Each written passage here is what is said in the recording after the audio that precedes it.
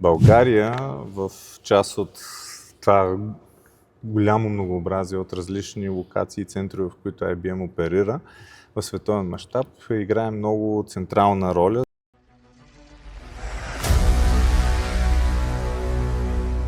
А защо IBM България избра София Airport Center за своя централа? Поради няколко причини. Една от тях, разбира се, е икономически. Икономически това решение беше взето преди повече от 10 години.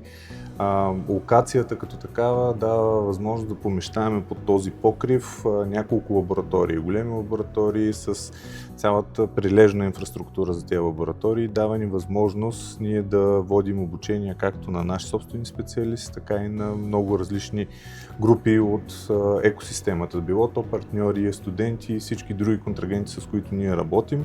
И именно присъствието на тези 3 лаборатории с възможността да поберем под един покрив огромно количество от талантите и от профилите на IBM в България беше водещата причина, поради която ние спряхме на локация.